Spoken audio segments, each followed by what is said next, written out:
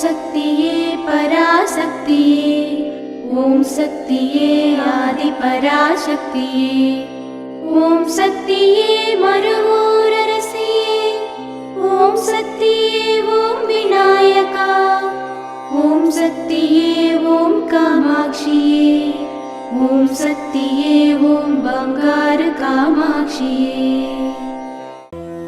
ஓம் சக்தியே பங்காரு அடிகளே ஓம். ஓம் சக்தியே பங்காரு அடிகளே ஓம். ஓம் சக்தியே பங்காரு அடிகளே ஓம். ஓம் ஓம் ஓம். ஓம் சக்தி. நம் குருவின் பிறந்த நாள் அன்று குரு பாத பூஜை செய்வது கிடைத்தற்கரிய பேறு. வாழ்வில் அனைத்து வளங்களையும் அள்ளித்தரும் நம் பங்காரு அம்மா அவர்களின் அவதார திருநாளிற்கு இன்னும் இருப்பது 6 நாட்கள் மட்டுமே.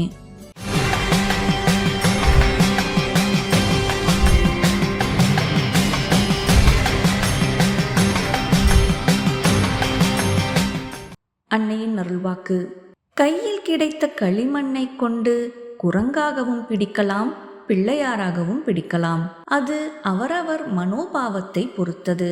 அதுபோல அடிகளாரை உலகியல், ஆன்மீகம் என்ற எந்த ரூபத்திலும் பயன்படுத்திக் கொள்ளலாம். பயன்படுத்திக் கொள்ளும் விதத்தை பொறுத்துத்தான் உன் வளர்ச்சி அமையும்.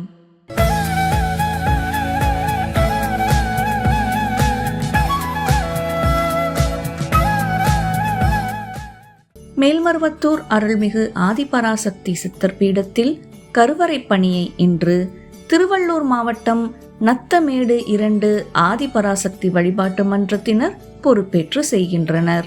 நாளை கள்ளக்குறிச்சி மாவட்டம் சின்ன சேலம் வட்ட ஆதிபராசக்தி வழிபாட்டு மன்றங்கள் பொறுப்பேற்று செய்ய உள்ளனர்.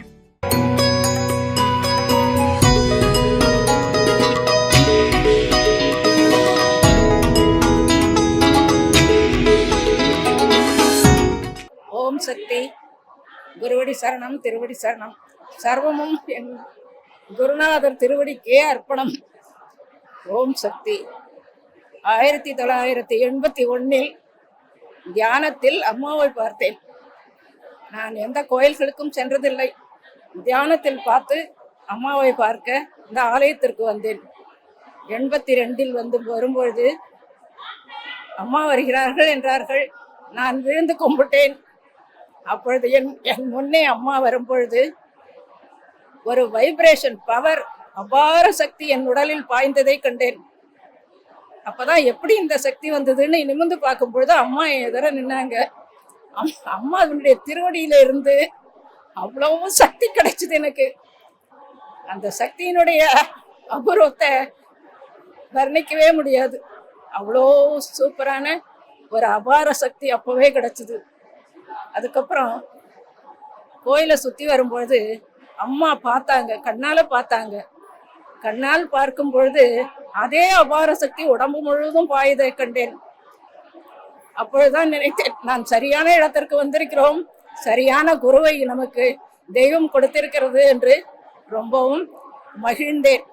அதிலிருந்து என் குடும்பத்தை இதுவரையில் அம்மா காப்பாற்றி கொண்டிருக்கிறார்கள். 40 ஆண்டுகளாக நான் அம்மாவின் திருவடியையே பற்றி கொண்டிருக்கிறேன். எனக்கு 4 குழந்தைகள். எல்லோரும் திருமணமாகி பேரன் பேத்தியோடு எல்லோரும் சுகமாக இருக்கிறார்கள். இது அம்மா கொடுத்த வரப்பிரசாதம் எனக்கு. இன்னமும் அம்மாவுடைய திருவடியை பற்றி வாழ்ந்து கொண்டிருக்கிற குடும்பம் நாங்கள். இன்னும் என் பேரன் பேத்திகள்லாம், என் பேரனுக்கு பேச்சே வரவில்லை, அம்மா பேச வைத்தார்கள்.